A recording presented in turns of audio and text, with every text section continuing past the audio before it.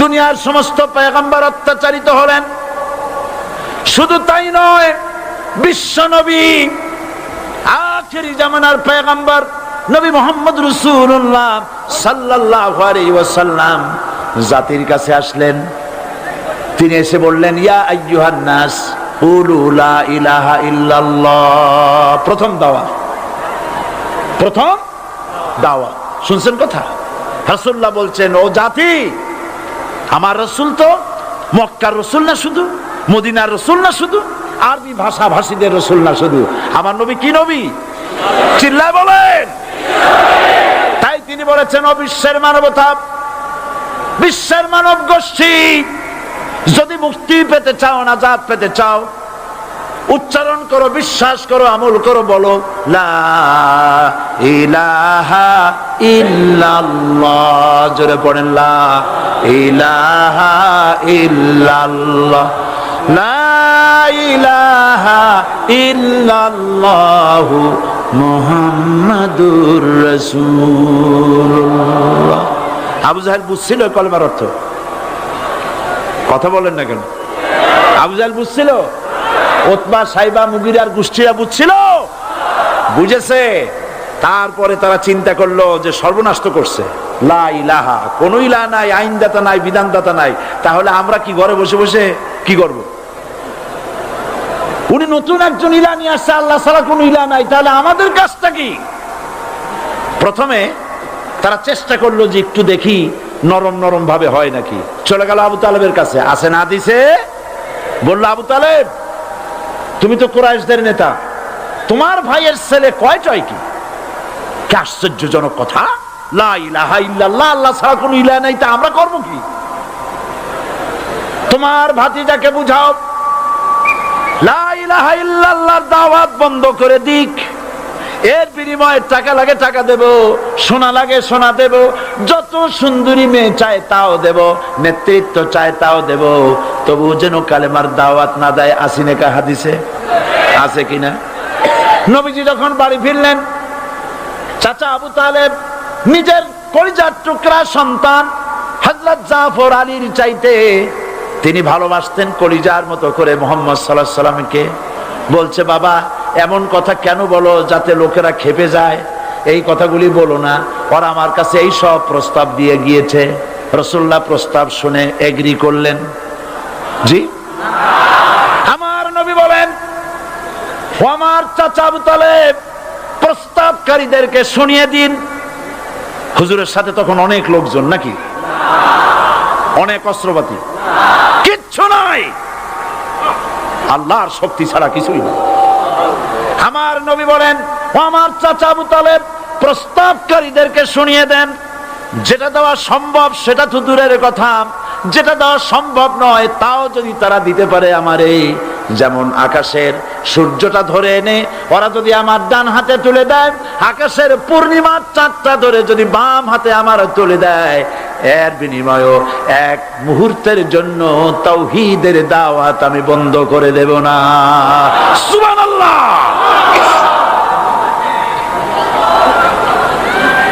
রাসূল করিম সাল্লাল্লাহু আলাইহি ওয়াসাল্লাম তাদের এই প্রস্তাবকে যখন গ্রহণ করলো না, কাফেরেরা বুঝলো, আমি আগেই বলেছি 3 শ্রেণীর লোক বাধা দিয়েছে। কয় শ্রেণী? প্রথম শ্রেণী কি? রাষ্ট্র শক্তি, তাদের হাতে অস্ত্রপাতি তো খুব শক্তি, আর যারা একবার ক্ষমতায় যায় ওরা মনে করে এই ক্ষমতা থেকে আমাদেরকে কেউ নামাইতে পারবে না।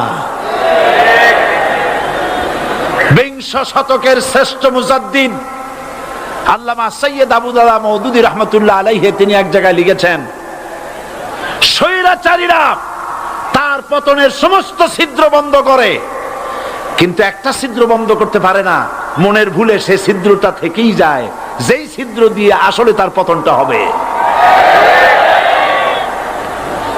ক্ষমতায় গিয়ে মনে করে চিরকাল ক্ষমতায় থাকবো। ভারতের প্রধানমন্ত্রী পণ্ডিত জওয়াহরলাল নেহেরু রাঁচি পাগলাগারদে গিয়েছেন, মেন্টাল হসপিটাল। পাগলেরা নেহেরুকে দেখে আশ্চর্য হয়ে গেছে, এত সুন্দর মানুষ, মাথায় কিস্তি টুপি, গায়ে শেরওয়ানি, মুসলমানি ড্রেসই আলাদা। যদিও তিনি হিন্দু ছিলেন, পরেছেন মুসলমানি ড্রেস। শেরওয়ানি কাদের পোশাক? কাদের পোশাক?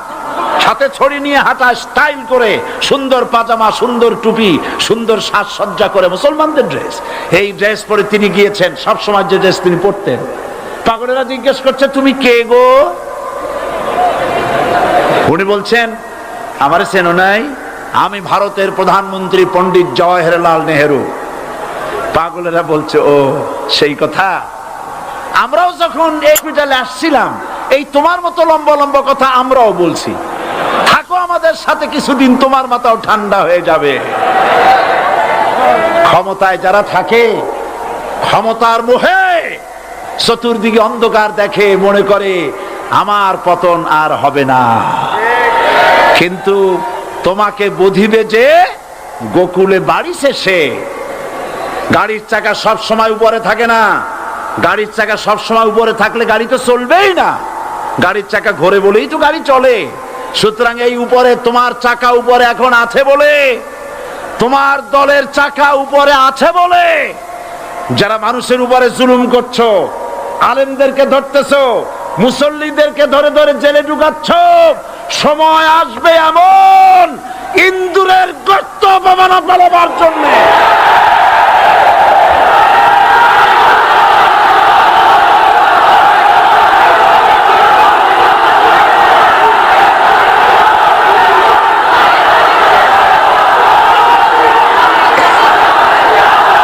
আবু জাহেলের গোষ্ঠী, আবু জাহেলের গোষ্ঠী মনে করেছে সোজা আঙ্গুলে ঘি যখন উঠলো না, আঙ্গুল বাঁকা করতে হবে। শুরু হয়ে গেল অত্যাচার। শুরু হয়েছে না? হযরত সুমাইয়া রাদিয়াল্লাহু তাআলা আনহা কি নির্মম ভাবে, নিষ্ঠুর ভাবে তাকে শহীদ করা হলো। খাব্বাব, হুবাইব, হযরত খাব্বাব রাদিয়াল্লাহু তাআলা আনহুকে দেখে হযরত ওমর একদিন বলছিলেন, খাব্বাব তোমার পিঠে এত গর্ত কেন? এত গর্তওয়ালা পিঠ আর এত চিকুন কোমর আমি তো জীবনেও দেখিনি। হযরত খাব্বাব বলেছেন, ওমর জানো না, ইসলাম কবুল করার অপরাধে, কালেমা পড়ার অপরাধে কাফির বেঈমানেরা আমাকে মারধর করেছে। যখন আমি তাদের মারে কালেমা ছাড়ি নাই, তখন আগুন জ্বালায়া আগুনের আংটার উপরে, আংটা আগুনের উপরে আমাকে চিৎ করে শোয়ায়া, আমি যেন নড়াচড়া করতে না পারি সেজন্য আমার বুকের উপরে পাথর চাপা দিয়া রেখেছে। আগুনে গোশত পুড়ে পুড়ে আগুন ভিতরে ঢুকেছে, গায়ের রক্ত আর চর্বি গলে গলে পড়ে আগুনগুলো নিভেছে। ওই পিঠে যে গর্ত হয়েছে আজও পর্যন্ত সেই গর্ত মিটে যায় নাই।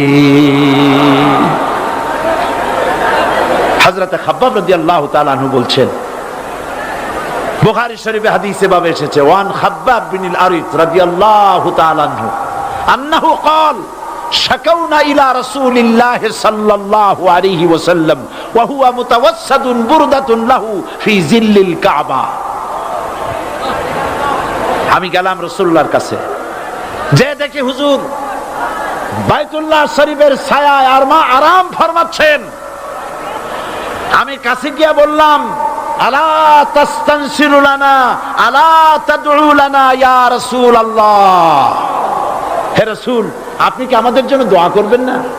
আপনি কি আমাদের জন্য আল্লাহর কাছে সাহায্য প্রার্থনা করবেন না? মার খেয়ে খেয়ে তো শেষ হয়ে গেলাম। শুনতেছেন আপনারা? আল্লাহর নবী উঠে বসলেন, বললেন, খাব্বাব শোনো,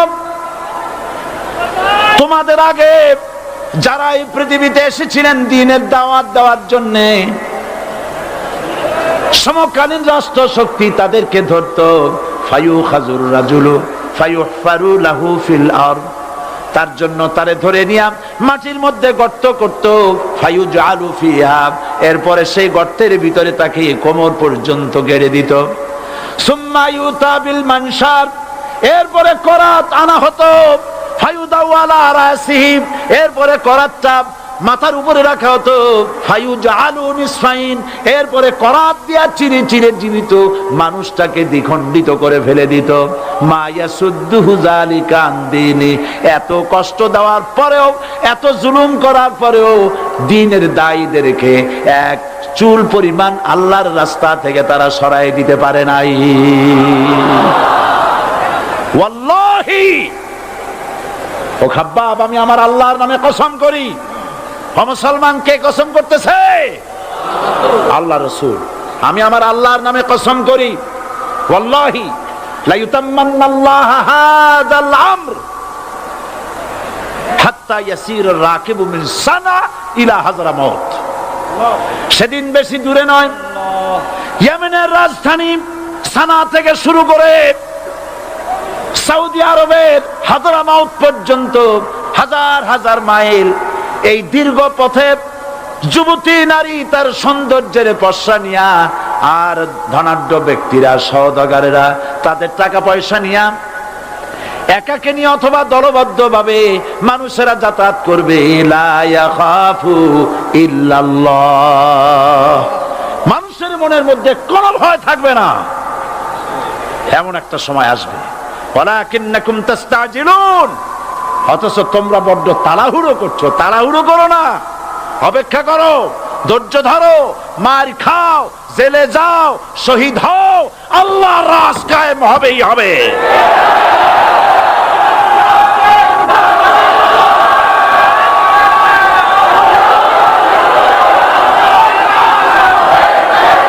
বিল্ডিং থেকে শিক্ষা গ্রহণ করুন। বিল্ডিং, ইমারত, দালান থেকে শিক্ষা গ্রহণ করুন। এই যেটা দালান আছে না পাশে, দেখতে পাচ্ছেন? এই দালান কি দিয়ে তৈরি করা হয়েছে বলেন? ইট। সমস্ত ইটেরা যদি ধর্মঘট করত, আমরা কেউ মাটির তলায় যাব না, কেউ আমরা আগুনে পুড়ে ঝামা হব না, পিক হব না, কেউ আমরা টুকরা টুকরা হব না, সবাই থাকবো উপরে উপরে, তাহলে কি দালান হইতো নাকি? এই বিল্ডিং নির্মাণ করতে গিয়া ইটের যে স্যাক্রিফাইস, হাজার হাজার ইটকে পিক হতে হয়েছে, পুড়ে যেতে হয়েছে, খোয়া হতে হয়েছে, ভেঙে টুকরা টুকরা হয়ে 50 ফিট মাটির নিচে যেতে হয়েছে, তারপরে ইমারত গঠন হয়েছে, সুন্দর দালান তৈরি হয়েছে। যারা ইসলামী শাসন চান, আল্লাহর দ্বীনকে বিজয়ী দেখতে চান, তাদেরকে অসংখ্য মানুষকে পোড়াইটের মতো জেলখানায় পুড়ে পুড়ে মরতে হবে, অসংখ্য মানুষকে ফাঁসির কাস্টে ঝুলতে হবে, গায়ের রক্ত দিতে হবে, শহীদ হতে হবে, তারপরে ইসলামের ইমারতটা কায়েম হয়ে যাবে। শায়ের, কবি কি সুন্দর করে বলছেন, কবি সুন্দর করে বলছেন, ये शहादत गाहे उल्फत में कदम रखना, ये शहादत गाहे उल्फत में कदम रखना, लोग समझते हैं आसा है मुसलमान होना। মানুষেরা মনে করে মুসলমান হওয়া খুব সহজ জিনিস। না, মুসলমান হওয়ার অর্থ হলো শাহাদাতের ঈদগাহে শামিল হয়ে যাওয়া।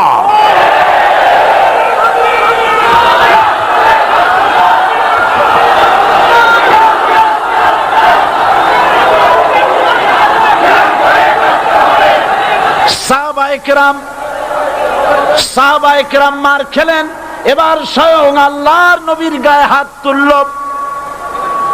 আবু জাহেল এসে হুজুরকে মারলেন, গলায় চাদর দিয়া এমন জোরে টান মেরেছে, রাসূলুল্লাহ পড়ে গিয়েছেন। হাদিসে এসেছে হুজুরের চোখ মোবারক ঠিকরে পড়ে যেতেছে, চেহারা মোবারক লাল হয়ে গিয়েছে, জমিনের উপর আছাড় মেরে ফেলেছে। রাসূলের এই অবস্থা দেখে হযরতে হামজা তখনও কাফের ছিলেন, শিকার থেকে এসে তিনি এই দৃশ্য দেখলেন, দাসীর মুখে শুনলেন, ছুটে চলে গেলেন আবু জাহেলের বাড়িতে। যায় বলে, আবু জাহেল রে, তুই মুহাম্মদ সাল্লাল্লাহু আলাইহি ওয়াসাল্লাম মেরেছিস, বল কেন মারলি? এমন ভালো মানুষ তো জীবনে চোখে দেখি নাই, যিনি কোনো মিথ্যা কথা বলেন না, ভালো ভালো কথা বলেন, এক আল্লাহর গোলামি করার জন্য বলেন। এই সব ভালো কথা বলার জন্যই তুই তারে মারলি নাকি? আরে আবু জাহেল, তুই কি মনে করেছিস মুহাম্মদ সাল্লাল্লাহু আলাইহি ওয়াসাল্লাম তার পিতা আব্দুল্লাহ মারা গেছে বলে মুহাম্মদ সাল্লাল্লাহু আলাইহি ওয়াসাল্লাম এতিম হয়ে গেছে মনে করেছিস নাকি? জেনে রাখ, মুহাম্মদ সাল্লাল্লাহু আলাইহি ওয়াসাল্লামের পিতা আব্দুল্লাহ মারা গেছে, কিন্তু চাচা হামজা তো মরে যায় নাই। হাতের ধনুক দিয়া এমন জোরে আঘাত মারলেন, আবু জাহেলের মাথা ফেটে রক্ত ফিনকি দিয়ে বেরিয়ে এলো। হযরতে হামজা ঘরে ফিরে এসে রাসূল করিম সাল্লাল্লাহু আলাইহি ওয়াসাল্লামের মস্তক মোবারক কোলে উঠায় নিলেন আর বললেন, বাবা তোমাকে মেরেছে বলে আমি আবু জাহেলের মাথাটা ফাটাই দিয়ে আসছি, তুমি খুশি হও। হুজুর বলছেন, চাচা কার মাথা ফাটাইছো এইটা বলে আমারে খুশি করতে পারবা না।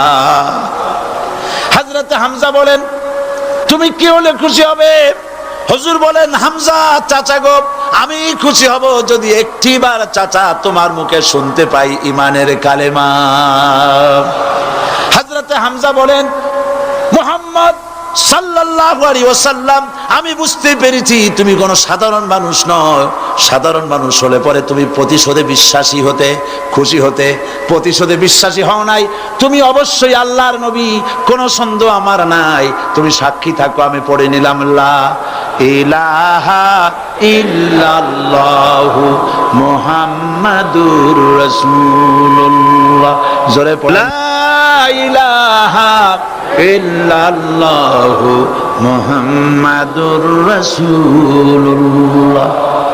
ঘাবড়াবার কারণ নাই। এর অর্থ এই নাই যে আপনারা কালেমার দাওয়াত দিবেন আর রাষ্ট্রশক্তি আপনারে পিটাইতেই থাকবে, আপনার কোনদিন আপনার সুদিন ফিরে আসবে না। বিষয়টা কি এমন না। আমার আল্লাহর ওয়াদা শুনুন, ওয়ালা তাহিনু ওয়ালা তাহজানু ওয়া আনতুমুল আলাউনা ইন কুনতুম মুমিনিন। মুমিন যদি হও আমি তোমাদেরকে বিজয় দান করব। সুবহানাল্লাহ বলেন। আজ যদি আমাদের উপরে বিপদ এসে থাকে তাহলে তার একমাত্র কারণ পূর্ণাঙ্গ ঈমানের অভাব আমাদের মধ্যে রয়েছে, ঠিক কিনা? আজ পৃথিবীতে সব থেকে মার খায় কারা? চিল্লায় বলো। আলজেরিয়ায় কারা? বসনিয়ায় কারা? চেচনিয়ায় কারা? প্যালেস্টাইনে কারা? আহা, প্যালেস্টাইনের মুসলমানদেরকে মাইরে মাইরে শেষ করে দিল। দেখছেন ছবিতে না? দেখেন না? প্যালেস্টাইনের মুসলমানদের যে কে যখন মারা হচ্ছে, বাংলাদেশের প্রধানমন্ত্রী তখন আমেরিকায় ক্লিনটনের সঙ্গে কথা বলতেছেন। তিনি ক্লিনটনের কাছে তার পিতৃ হত্যার জন্য দায়ী সাজাপ্রাপ্ত 3 জন ব্যক্তিকে ফেরত চাচ্ছিলেন। আমার দৃষ্টিতে এটা কোনো অপরাধ নয়। সন্তান তার পিতার প্রতি আকর্ষণ থাকবেই। আমার আপত্তি সেখানে আপনি প্রধানমন্ত্রী শুধু শেখ পরিবারের প্রধানমন্ত্রী নন, শুধু আওয়ামী লীগের প্রধানমন্ত্রী হওয়া উচিত নয় আপনার। আপনি পৃথিবীর দ্বিতীয় বৃহত্তম বাংলাদেশের 12 কোটি মুসলমানের প্রধানমন্ত্রী। পিতৃ হত্যার আসামি ফেরত চাইলেন, কিন্তু বিল ক্লিনটনের আশ্রয় প্রশ্রয় লালিত পৃথিবীর অসভ্য জাতি সন্ত্রাসী ইহুদিরা প্যালেস্টাইনের মুসলমানদেরকে পাখির মতো গুলি করে হত্যা করছে। আপনি কেন এর জবাব চাইলেন না?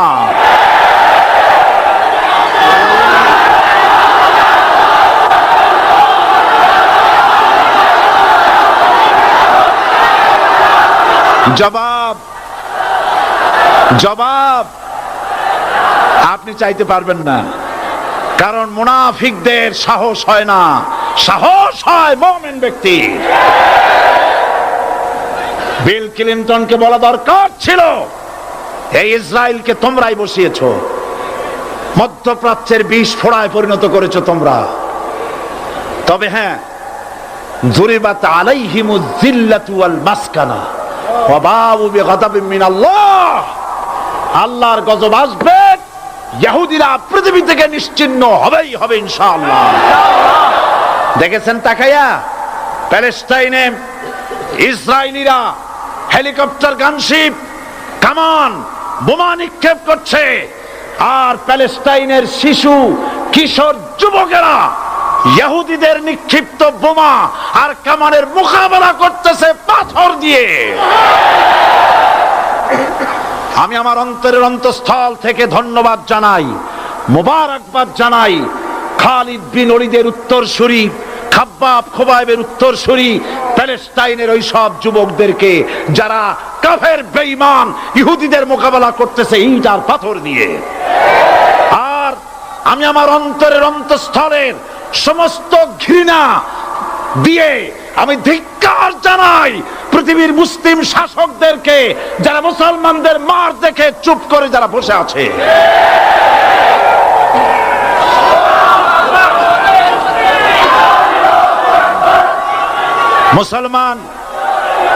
মুসলমান যদি মুসলমানের মতো হয় 10 জন যথেষ্ট। কয়জন যথেষ্ট? কোথায় আছে কথা? আল্লাহ পাক কোরআন শরীফের মধ্যে বলেছেন, একজন যদি হও ইমানদার মুত্তাকি 10 জনের উপরে বিজয়ী হবে। 10 জন যদি হও 100-এর উপরে বিজয়ী হবে। 100 যদি হও 1000-এর উপরে বিজয়ী করব। জোরে বলেন সুবহানাল্লাহ।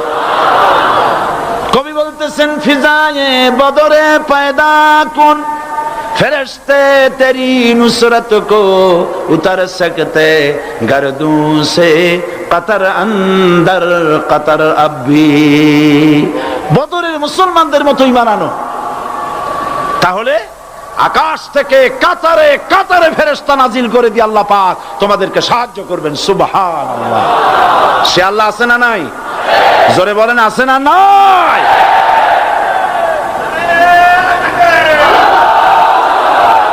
সেই আল্লাহ রাব্বুল আলামিন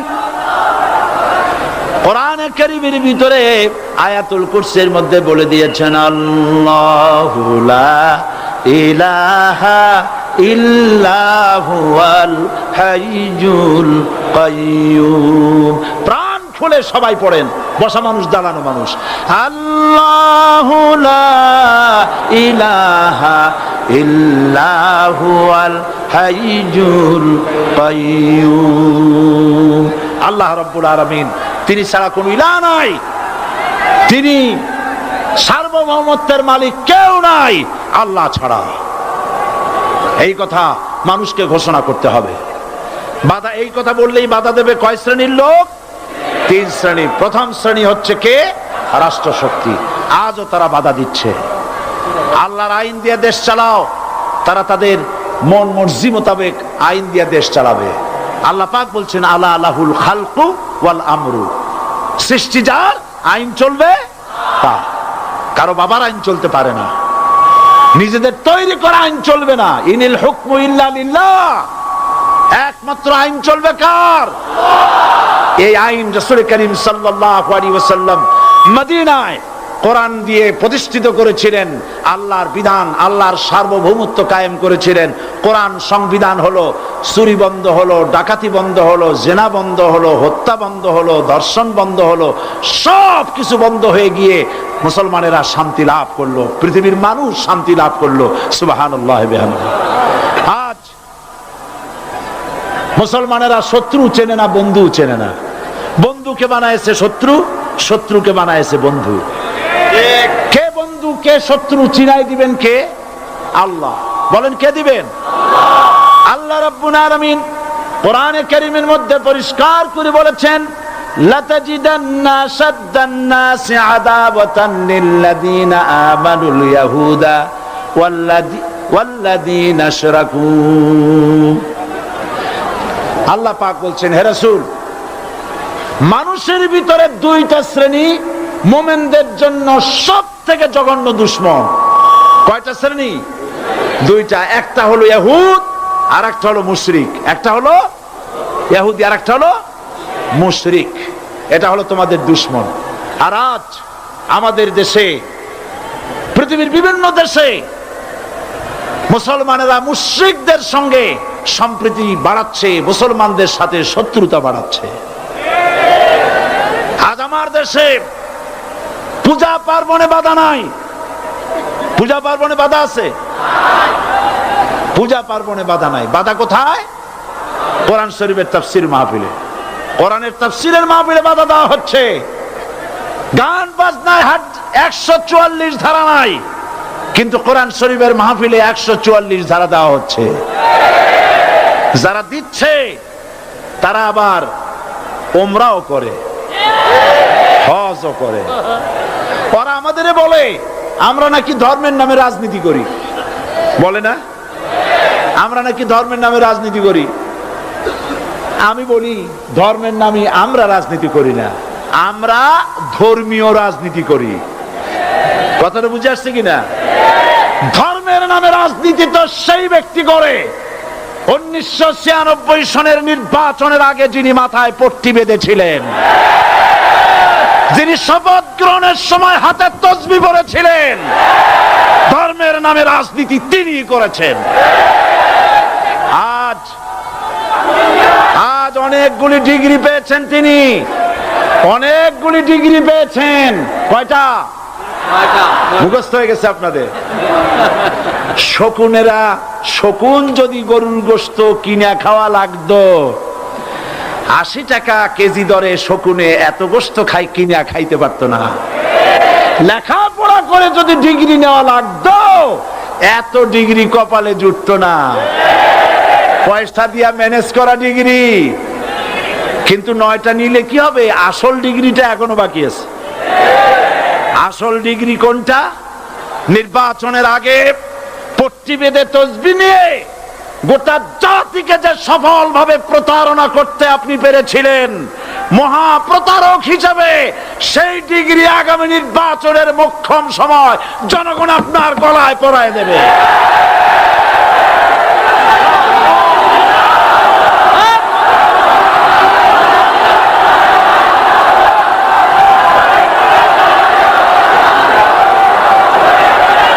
সুতরাং ধর্মের নামে রাজনীতি নয়, আমরা ধর্মীয় রাজনীতি করি, আমরা এই কোরআনের রাজনীতি করি। এই কোরআন নিয়ে বাঁচতে চাই, এই কোরআন নিয়ে মরতে চাই। এই কোরআন থেকে আমাদেরকে বিচ্ছিন্ন করতে চায় কাফের, বেঈমান, মুশরিকেরা। ও আমার জাতি, কোরআন থেকে যারা বিচ্ছিন্ন করতে চায়, তোমরা কি তাদের বিরুদ্ধে জিহাদের জন্য প্রস্তুত থাকবে?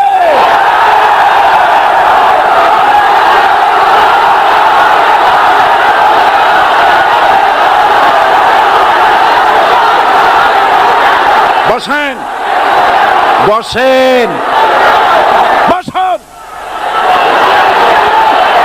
বসেন, বসেন। আমি বুঝতে পেরেছি বিষয়টা কি।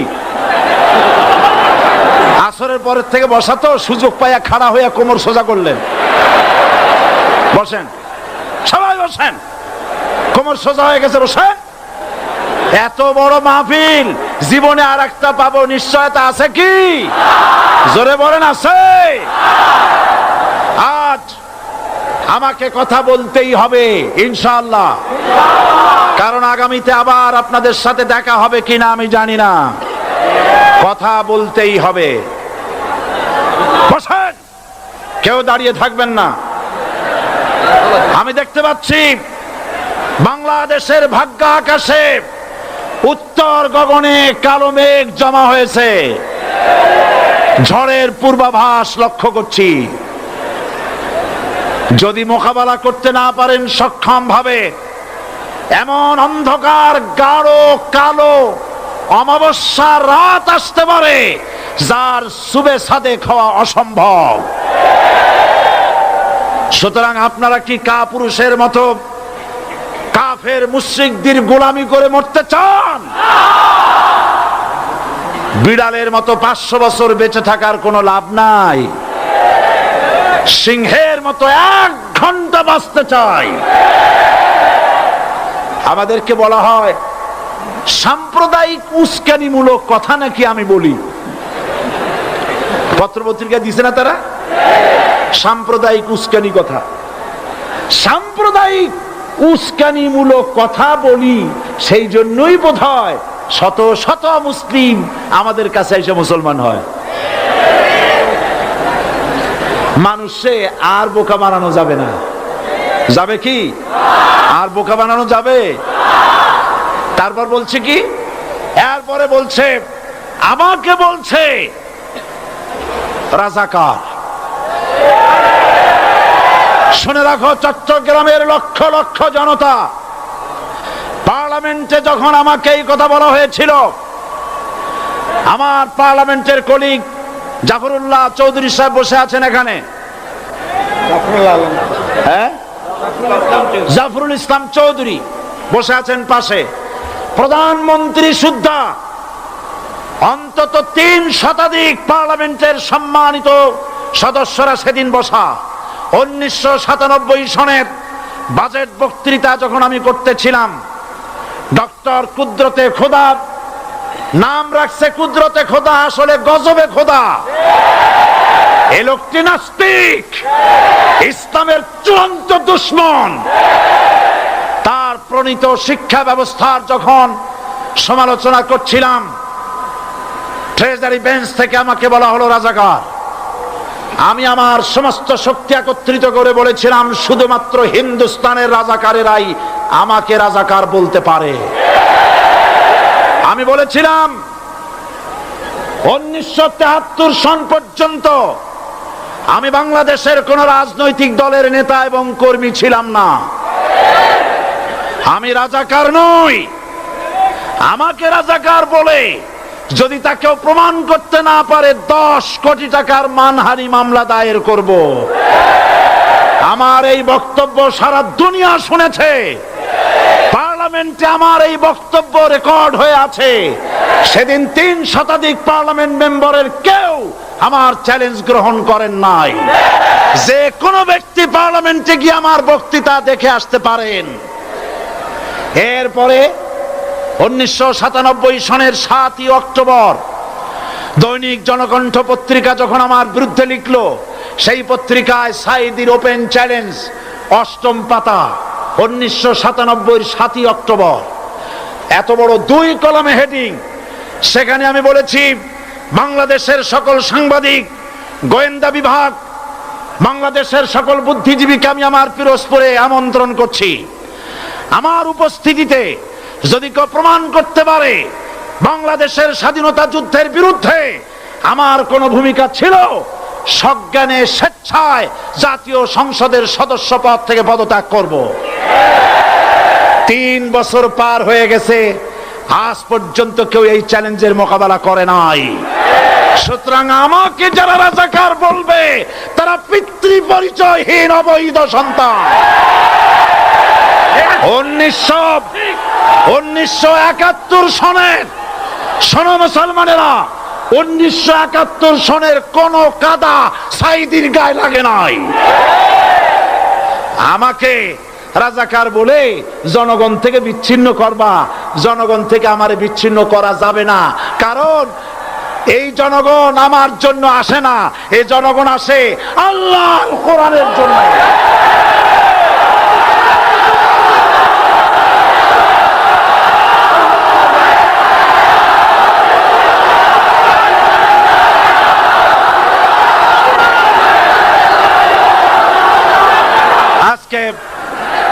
আর যারা ইসলামের কথা বলে, যারা ইসলামের কথা বলে, তারাই রাজাকার, তারাই মৌলবাদী।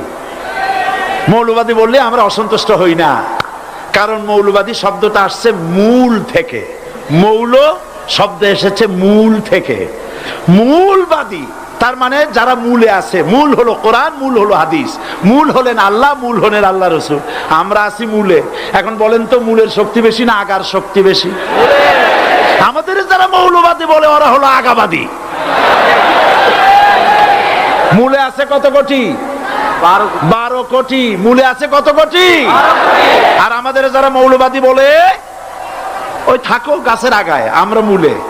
লাফালাফি বেশি করবা না, 12 কোটিতে গাছের গোড়া আসতে নানা দেবে, মামু বাড়ি দিল্লি গিয়ে পড়বা, বাংলার জমিনে জায়গা হবে না।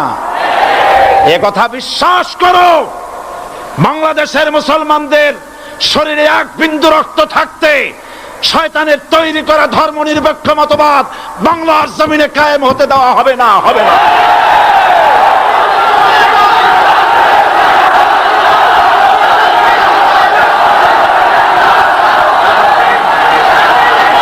রাসূল করিম সাল্লাল্লাহু আলাইহি ওয়াসাল্লাম কোরআন প্রতিষ্ঠার জন্য আন্দোলন করেছিলেন। আয়াতুল কুরসি আমাদের সে কথাই শিখেছে। আল্লাহ রাব্বুল আলামিন বলেন, আল্লাহু লা ইলাহা ইল্লা হুয়াল হাইয়ুল কাইয়্যুম। প্রাণ খুলে পড়েন, আল্লাহু লা ইলাহা ইল্লা হুয়াল হাইয়ুল কাইয়্যুম। আল্লাহ হচ্ছেন তিনি যিনি ছাড়া কোনো ইলাহ নাই, আইনদাতা নাই, বিধানদাতা নাই। আমরা মানুষের তৈরি করা আইন মানি না। 12 কোটি মুসলমানের দেশে আইন তৈরি করবে মানুষ, আমরা মানব না। পার্লামেন্টে তৈরি হতে হবে কোরআন দিয়ে, পার্লামেন্টে আইন তৈরি হতে হবে কোরআন দিয়ে। সুতরাং ভয় যতই পান আর যতই ষড়যন্ত্র করেন, 4 দল যখন একত্রিত হয়েছে, ঐক্যবদ্ধ থাকবে, সরকার ঐক্যবদ্ধভাবে গঠন হবে, নির্বাচন ঐক্যবদ্ধভাবে হবে এবং কোরআন হবে, আল কোরআনের পার্লামেন্ট হবে বাংলাদেশে।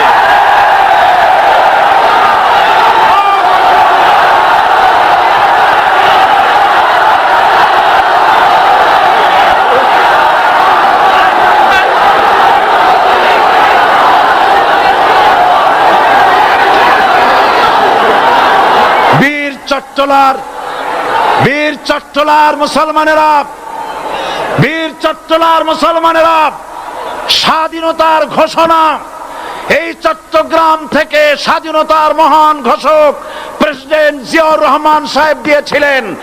এই চট্টগ্রাম থেকেই ইসলামী রাষ্ট্রের ঘোষণা হবে।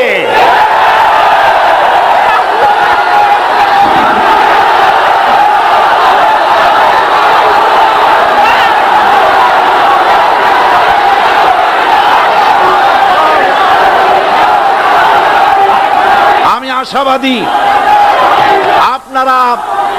আপনারা অবশ্যই তা পারবেন। আমি 100% বিশ্বাস করি ইনশাআল্লাহ। কারণ যে ষড়যন্ত্রের মোকাবেলা করে স্থানীয় রাজনৈতিক দলের নেতৃবৃন্দ কোরআনের মাহফিল সিনায় এনেছেন, আমি প্রথম দিনেই বলেছি চট্টগ্রাম তাফসিরুল কোরআন মাহফিল কোন রাজনৈতিক দলের প্রতিনিধিত্ব করে না। এটা কোন জামাত শিবিরের একক সম্পদ নয়, এটা চট্টগ্রামের মুসলমানদের কলিজার টুকরা তাফসিরের মাহফিল। সুতরাং এই মাহফিল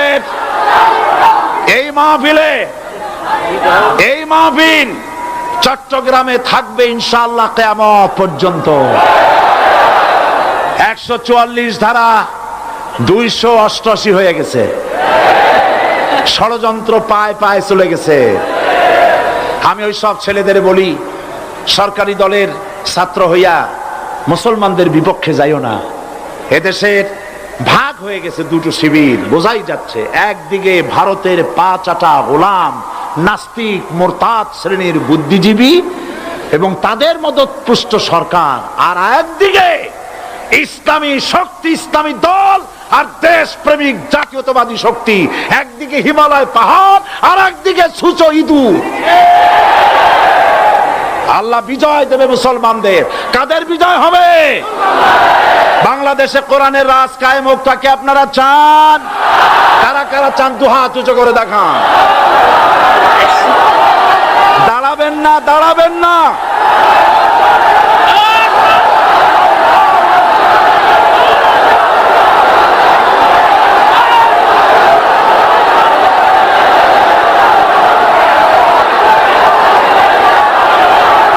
বসুন, বসুন,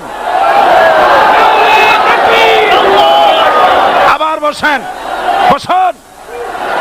জোরে সরে জিকির করেন লা ইলাহা ইল্লাল্লাহ, আরো জোরে লা ইলাহা ইল্লাল্লাহ, লা ইলাহা ইল্লাল্লাহ।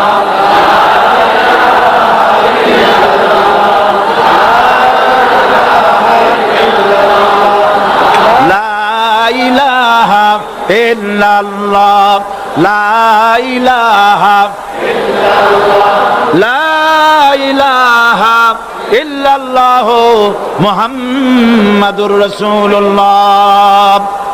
যারা যেখানে দাঁড়িয়েছেন বসুন। 3 শ্রেণীর লোকেরা আল্লাহর কালেমায় বাধা দিয়েছে। কয় শ্রেণী? একটা হলো রাষ্ট্রশক্তি, 2 নম্বরে মনে আছে ধনাঢ্য পুঁজিপতির গোষ্ঠী, ওরাও বাধা দিয়েছে। কারণ ইসলামকে বলা হয় পুঁজিবাদের আশ্রয়স্থল। নাউজুবিল্লাহ। সর্বপ্রথম ইসলাম কবুল করেছে কারা? ধনীরা না গরিবরা? কারা? গরিবেরা। সুতরাং ধনাঢ্য ব্যক্তিরা মনে করলো যে আমাদের তো সর্বনাশ হয়ে যাবে, আমরা দাস দাসী ধরে রাখতে পারবো না, আমরা মানুষকে শোষণ করতে পারবো না, যে নতুন কলেমার দাওয়াত আসছে। সুতরাং সরকারের হাতকে তারা পয়সা দিয়া শক্ত করেছে আর বলেছে যত টাকা লাগে এই লোকগুলারে ঠ্যাঙ্গান। আজও আছে কিনা? তা আছে কিনা? 3 নম্বরে বাধা দিয়েছে ধর্মের নামের এক শ্রেণীর কায়েমি স্বার্থবাদী শক্তি, যার সম্পর্কে সূরা তাওবায় আল্লাহ পাক বলেছেন ইন্না কাসীরাম মিনাল আহবারি ওয়ার রুহবান লা ইয়াকুলুনা আমওয়ালান নাস বিল বাতিল ওয়া ইয়াসুদ্দুনা আন সাবিলিল্লাহ। ইহুদি আহলে কিতাবদের মধ্যে এক শ্রেণীর বুজুর্গ ধরনের লোক, দরবেশ জাতীয় লোক, যারা নাকি মানুষের সম্পদকে বাতিল পন্থায় ভক্ষণ করে, ওয়াসুদ্দুনা আন সাবিলিল্লাহ, এবং আল্লাহর রাস্তায় চলার জন্য মানুষকে বাধা প্রদান করে। এত বড় বিশাল মাহফিলে আপনি দাঁড়ায়া কোন মানুষকে কষ্ট দিবেন না, জায়েজ নাই। মুসলমানদেরকে কষ্ট দেওয়া কবিরা গুনাহ। বুঝতে পেরেছেন? যে যেখানে দাঁড়িয়েছে আপনারা বসা মানুষেরা তাদেরকে বসায় দেন। সুতরাং এই কালেমার দাওয়াত যখন হযরতে মুসা আলাইহিস সালাম দিলেন, ফেরাউন বলল আমি তো জানি না যে আমি ছাড়া আরো কোন ইলা আছে, আইনদাতা তো আমি, তুমি নতুন কোথা থেকে আইনদাতা নিয়ে আসছো?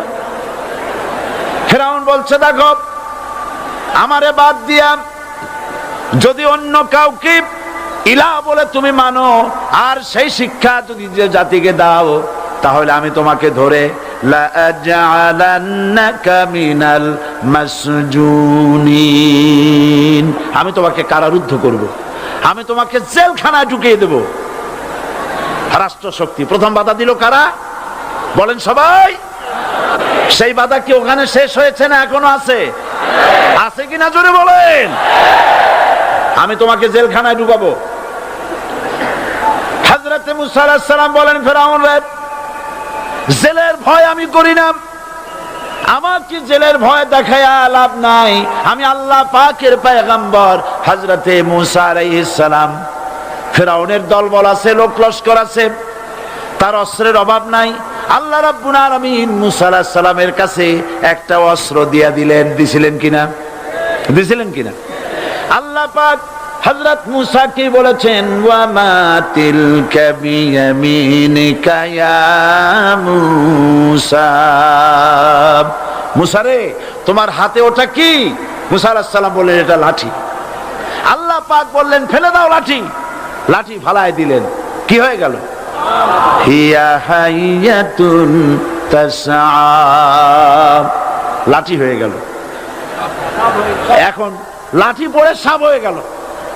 সাপ দেখে নবী হোক, ওলি হোক, সাহাবী হোক আর আলেম হোক, সাপ দেখলে ভয় করে না মানুষের? মুসা আলাইহিস সালাম ভয় পাইছে। আল্লাহ রাব্বুল আলামিন হযরত মুসাকে শোনায় দিলেন, খুযহা ওয়া লা তাখাফ সানুঈদুহা সিরাতাহাল উলা,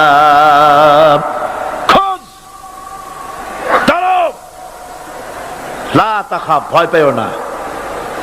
আল্লাহ বলছেন ধরো, ভয় পেও না। ধরার সঙ্গে সঙ্গে স্বাভাবিক অবস্থায় ফিরে আসবে, আবার লাঠি হয়ে যাবে। এখন আল্লাহ বলছেন ধরো।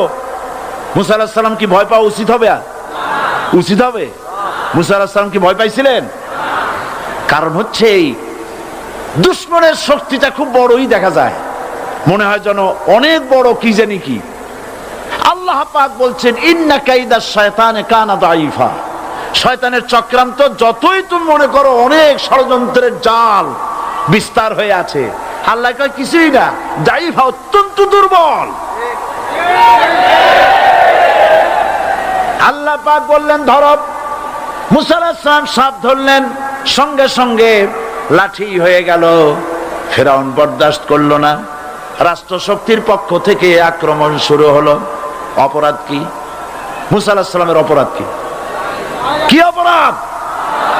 মাশাআল্লাহ, বুঝতে পেরেছেন। অপরাধ হচ্ছে তিনি বলেছেন লা ইলাহা, জোরে বলেন লা ইলাহা ইল্লাল্লাহ। এই কালেমাকে আজ আমরা ভিক্ষার বুলি বানাইছি। এটা হলো সার্বভৌমত্বের বুলি, এটা হচ্ছে আল্লাহ পাকের সার্বভৌমত্বের কথা। আজ আমরা মানুষের কাছে আমরা শুনি, মানুষেরা ভিক্ষা চায়, লা ইলাহা ইল্লাল্লাহ, এক মুঠ চাউল দেন, লা ইলাহা ইল্লাল্লাহ 10 খান পাই দেন। এই হচ্ছে কালেমার জিকির। আবার কেউ কেউ জিকির করতেছে লা ইলাহা আস্তে, ইল্লাল্লাহ জোরে, এমন জোরে কলব সাফ করে, কলব তাতে থাকলেও পারে গেলেও পারে। এই কালেমার জার, এর আঘাত পয়গম্বররা মেরেছেন। হযরতে মুসা আলাইহিস সালাম যখন বলেছেন লা ইলাহা ইল্লাল্লাহ, এই ধাক্কা ফেরাউন বরদাস্ত করতে পারে নাই। দরিয়ায় নীলের ভিতরে আল্লাহ পাক ডুবাইয়ে শেষ করে দিয়েছেন, দেন নাই? হযরতে মুসা আলাইহিস সালাম তার উম্মতেরা দরিয়ার পাশে বসে দ্বীনি কথাবার্তা বলতেছেন। এমন সময় ফেরাউন, তার শত্রু হচ্ছে মুসা আলাইহিস সালাম। শত্রু কেন? মুসা কি ফেরাউনের পাকা ধানে মই দিয়েছে নাকি? বলেন আপনারা। তার হালের গরু পিটায় মারছে নাকি? অপরাধ হলো তিনি আল্লাহর জমিনে আল্লাহর আইন প্রতিষ্ঠার কথা বলেছেন। এই শুধুমাত্র এই অপরাধে ফেরাউন তার দলবল নিয়ে 3 দিক থেকে আক্রমণ করেছে। মুসা আলাইহিস সালামের উম্মতেরা ভয় পেয়ে গেছেন। তারা বলছেন ইন্না লামুদরাকুন, আমরা পাকড়াও হয়ে গেছি।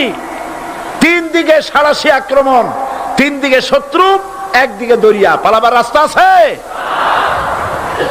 হযরত মুসা আলাইহিস সালাম ভয় পেয়ে গেলেন, সারেন্ডার করলেন না।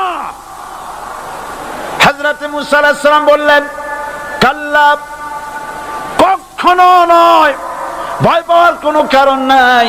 রব্বি সায়াহদিন, অবশ্যই আমার রব আমার জন্য রাস্তা করে দিবেন। ভয় পাইও না, আমার রব রাস্তা করে দিবেন। আল্লাহ রাব্বুল আলামিন হযরত মুসা আলাইহিস সালামকে অর্ডার করলেন, হাতের লাঠি দিয়া দরিয়ার উপরে আঘাত করো। হযরতে মুসা আলাইহিস সালাম দরিয়ার উপর আঘাত করলেন। রাস্তা ছিল দরকার একটার, এক বাড়িতে আল্লাহর হুকুমে লাঠি দিয়ে একটি আঘাত করার সঙ্গে সঙ্গে হযরত মুসার তার সঙ্গী সাথী দরিয়া পার হওয়ার জন্য দরিয়ার মধ্যে দিয়ে আল্লাহ 12টা রাস্তা পয়দা করে দিলেন। সে আল্লাহ আছে না নাই? এত আসতে বলেন কেন? ভয় পাওয়ার কারণ আছে? রাষ্ট্র শক্তি বাধা দিয়েছে সমস্ত নবীদেরকে। কেন? নবীদের চরিত্র খারাপ? জোরে বলে, নবীদের চরিত্র খারাপ? নবীদের চাইতে মাসুম, বেগুনাহ, উন্নত চরিত্রের মানুষ আল্লাহর আকাশের নিচের জমিনের উপরে আর হয় নাই। তোমরা যে সামনে তাদের পিছনে দৌড়াও, অমুকের সৈনিক, নেতা নেতা করে মরো, এইসব নেতা যাদের পিছনে দৌড়াও, এই নেতাগুলি, আমি জিজ্ঞেস করি আপনাদেরকে, এই নেতাগুলি জীবনে একবারও জেনা করে নাই। এ ব্যাপারে অনুসারীরা আপনারা কি নিশ্চিত? মিথ্যা কথা জীবনেও কয় নাই, প্রতারণা করে নাই, ঠাট্টা করে নাই, বিদ্রুপ করে নাই, মদ খায় নাই, মানুষ হত্যা করে নাই। কিসের নেতা? নেতা হচ্ছেন সেই ব্যক্তি যিনি বলেছেন, ও আমার স্ত্রীরা, ও আমার সাহাবীরা, রাতের আধারে আমার মধ্যে যা আচরণ দেখতে পাও, দিনের আলোতে আমার মধ্যে যা দেখতে পাও, সবগুলি খুলে খুলে মানুষের কাছে বলে দাও। তার নাম বিশ্বনবী মুহাম্মদ রাসূলুল্লাহ সাল্লাল্লাহু আলাইহি ওয়াসাল্লাম।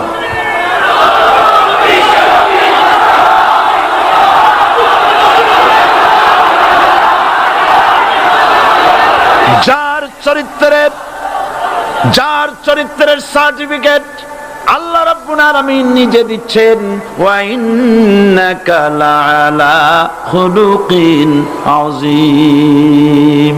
নবী হে, উন্নত চরিত্রের উপরে আপনি প্রতিষ্ঠিত। সুবহানাল্লাহ। কে সার্টিফিকেট দিচ্ছেন? আযীম, আযীম। আরবিতে চওড়াকে বলা হয় আরিদ, গভীরতাকে বলা হয় আমিক। কত প্রশস্ত, যা মাপার কোনো ফিতা নাই, কত গভীর, যা মাপার কোনো যন্ত্র নাই, এইটাকে আরবিতে বলা হয় আজিম। সুবহানাল্লাহ বলতে ইচ্ছে করে না? ও নবী, তোমার চরিত্র এমন যা মাপার মতো যন্ত্র পৃথিবীতে নাই। এই সার্টিফিকেট দিলেন কে? সমস্ত নবীরাই চরিত্রবান, নবীরা মাসুম, বেগুনাহ। সুবহানাল্লাহ বিহামদিহি। সেই নবীরা মার খান নাই? খেয়েছেন কিনা বলেন? কারা মেরেছে? রাষ্ট্র শক্তি। কারা মেরেছে? কারণ নবীরা বলেছেন লা ইলাহা